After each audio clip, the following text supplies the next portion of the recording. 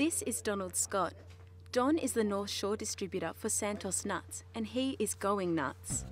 These boxes in his home are full of Santos products that you would see on any supermarket shelf. The food in them, nuts and other confectionery items, has gone past the best before date and can no longer be sold. Since working for the business, Don has also discovered that the wasted goods cannot be disposed of.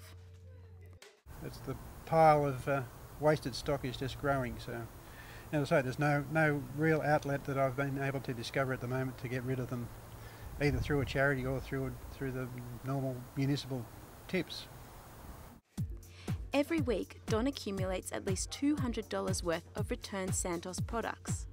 He cannot give the stock to his Santos suppliers, and food shelters in the area have refused his offers to donate because of allergy concerns. Don says the food is still edible for at least 3 months after the best before date and is frustrated by the waste.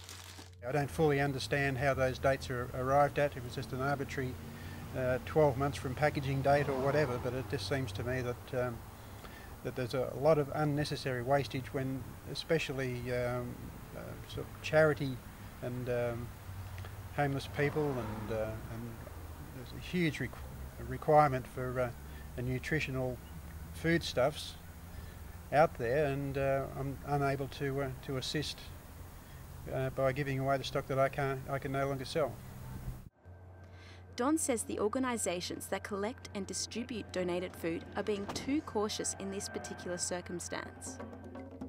Victor Chu, a volunteer for the Exodus Foundation's food van, says that charities are too selective when it comes to accepting donated goods.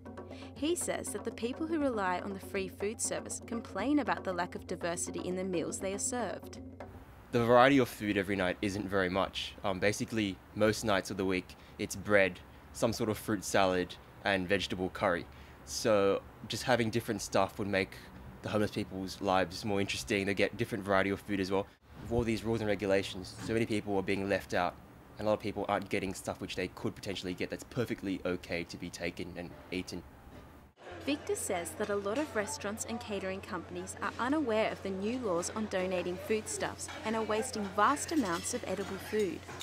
The revised legislation states that businesses are protected from liability if the food is safe to eat when it leaves the possession or control of the donor. Chilby Haig, a waitress for St Andrews College, agrees that too much food is being thrown away. I work in the kitchens at Drew's, and the major issue is the amount of waste that we have with throwing out food. Every night they set an extra 5 or 6 tables in case people turn up, but a lot of people actually eat out. Every night we throw out about 5 to 6 or 7 roasts, vegetables, bread rolls, soup, gravy, everything, straight into the bin. Freeman Lamb, the catering manager for St Andrews, says that where possible, he tries to predict meal numbers and reuse leftover food. He agrees that a lot is wasted but refuses to donate the food because of liability fears. The important thing is out of our control. Once leave our kitchen, you never know what they are going to do, especially to a charity place.